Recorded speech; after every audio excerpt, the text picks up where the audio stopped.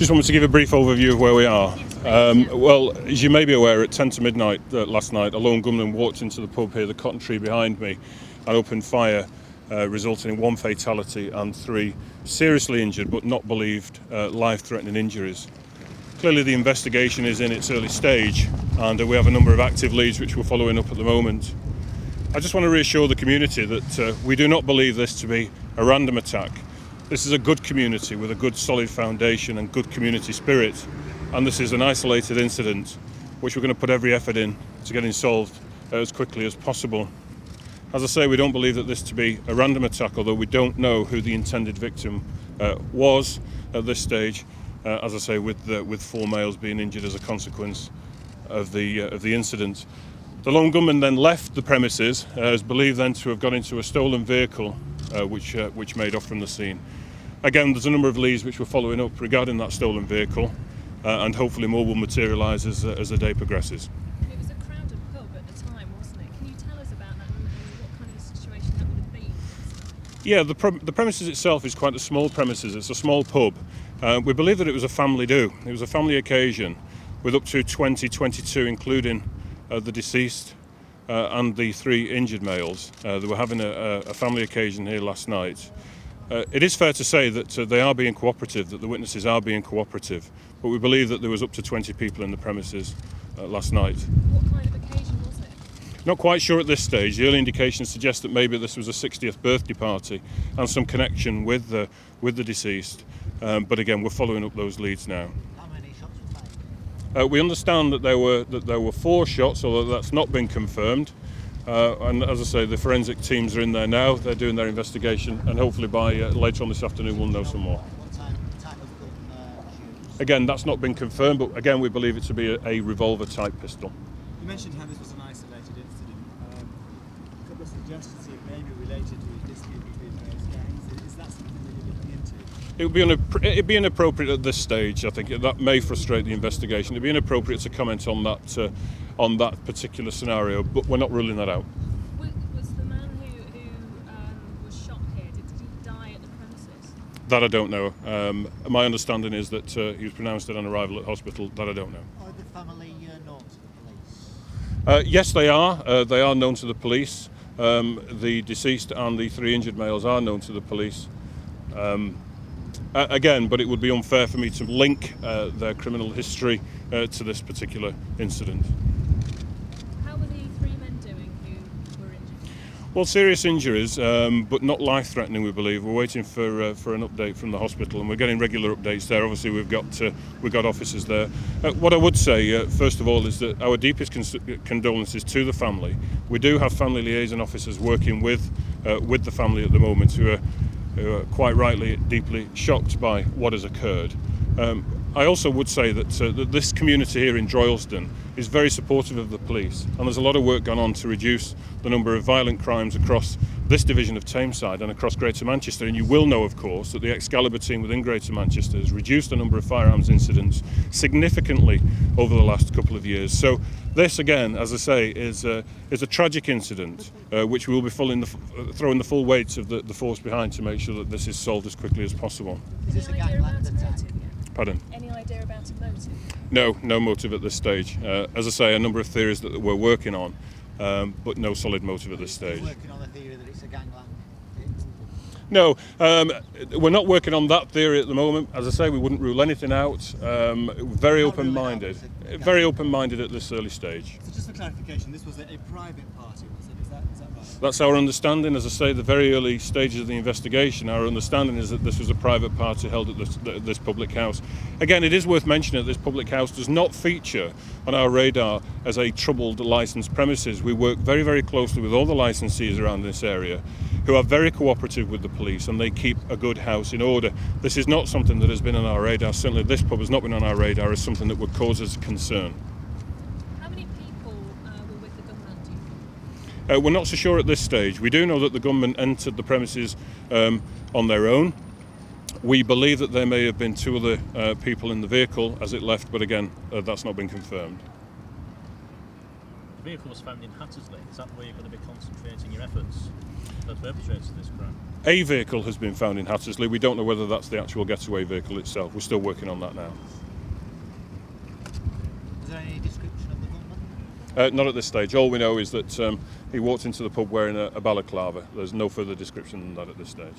Presumably, with it being a family party, were there people of all ages there? I mean, could children, for example, have been caught up in this? Yeah, there were no children in the premises at the time of the incident. There were ranges, obviously the injured men and the deceased in their 20s.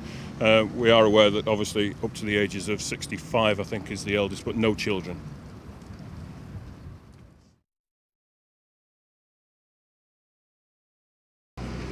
That's your volume control there, Okay. and if you put that into that ear, just put it in so it's comfortable, Hi, Penny. Yeah, we're just getting him rigged up. and if you turn around for a second, just put this on your jacket, on your shirt. Oh, okay. Just a sec then. There you go, how's that?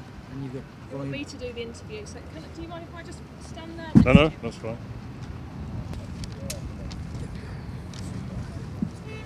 Thanks.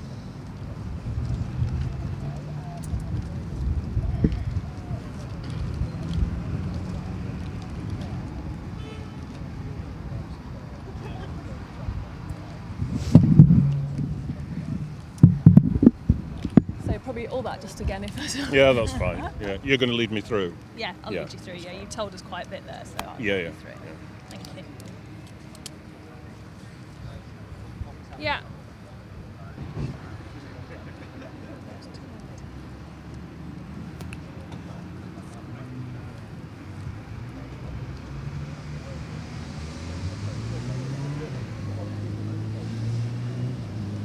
It's 1 minute to us.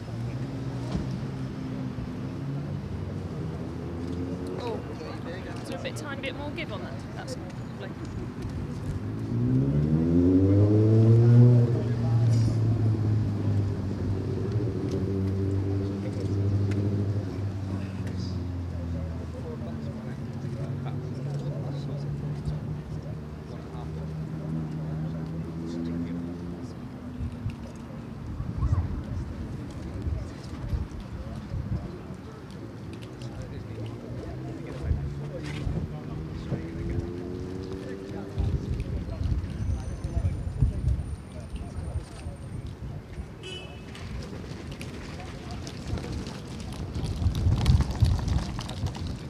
Well, we've been hearing from police that in an update a short time ago that the 23-year-old man who was killed was pronounced dead in hospital, and that the 3 men who were also injured are in hospital at the moment, and their condition is not thought to be life-threatening. But police have been telling us that this wasn't a random attack, and I'm joined now by Chief Superintendent Nick Adderley from Greater Manchester Police. What more do you know about what happened last night? The first thing I'll say is our deepest condolences to the family of the deceased, and also some reassurance to the community that, as you said in your introduction there, that we don't believe this to be a random attack, although we're not clear about who the intended victim was of this incident, because obviously we have 1 deceased and 3 males seriously injured. We're not quite sure. We know that their injuries are not life-threatening, but actually we do know that potentially they are life-changing injuries, and we await update on their progress as the day goes on. We understand that this was a family occasion here at the Cotton Tree pub, that a lone gunman walked into the premises. We understand that he used a revolver-type pistol and opened fire on a group of males that were stood by the pool table. This is a small premises. There were about 23 people in the pub at the time. He opened fire, which resulted in 1 fatality, sadly, and as I say, 3 seriously injured.